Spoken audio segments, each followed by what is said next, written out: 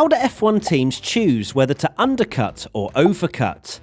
Tactics in Formula 1 is absolutely everything. It can be the difference between winning and losing. Minor fractions of a second lost due to a bad strategy call can be worth millions when all is said and done at the end of the season. One of those crucial decisions that F1 teams and drivers have to go through is when to take their pit stops and what tyre to go on. Now, the term undercut and overcut is thrown around a lot in commentary, so let's break down what they actually mean and give you a real-world example. The 2021 American Grand Prix, Lewis Hamilton versus Max Verstappen. Let's start with the undercut. This one is definitely the most fun strategy option if you're a driver. It allows you to go on the aggressive and potentially gain a few places by pitting sooner than the cars you're chasing ahead. Using COTA in this instance, Lewis got the lead at the start and the Red Bull couldn't make a move on track, so it turned to strategy to get max track position. The best solution was to pit early, come off the wearing tyres that have been on since the start of the race, and whack on a fresh set.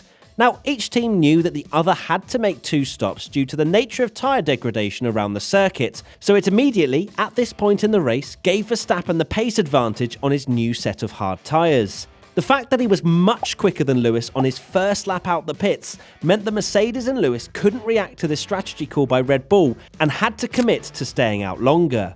So what were Mercedes thinking with leaving Lewis out? Well, if they pit the next lap, they would have become victims to the undercut as Max would have passed them on track, and they wouldn't have really gained any advantage whatsoever other than one lap fresher tyres, which wouldn't be enough to pass Max on track. Therefore, if we skip ahead to the second round of pit stops, Lewis and Mercedes executed the overcut. The overcut can be used in a few different situations, but two main ones spring to mind.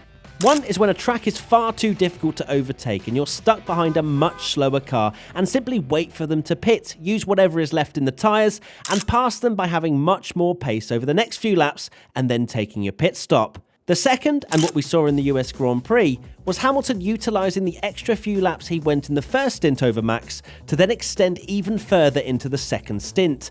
Now, this wasn't to try and pass the Red Bull in the pit stops because he was much slower. Oh no, it was to then have a massive tyre advantage in the last 20 or so laps in the race. This element of the overcut is aggressive in its own right, but just later on in the race when the undercutters, technical term I promise, start to struggle because they committed their strategy to pitting early. Red Bull had decided early doors that they were going to go on the aggressive, pit early both times and get track position. This was most likely because they knew they had the best package and also the fact that Verstappen had a much lower top speed, so overtaking Hamilton on track was going to be difficult. There was maybe a small window of opportunity for Lewis as he closed up on his first set of hard tyres to try the undercut, but he just wasn't able to get close enough for the Mercedes strategy team to decide that pitting him one lap earlier, popping in a stonking out lap, would have been enough to jump the Dutchman.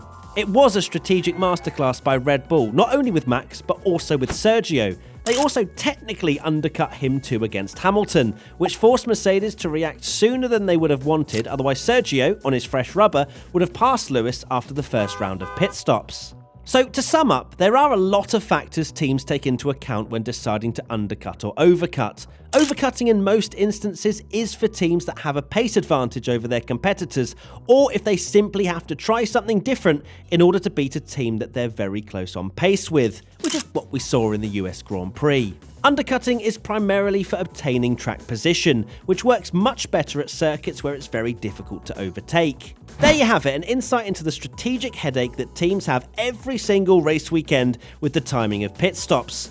Do you think there was a better strategy option for Lewis to have taken? Let us know in the comment section below.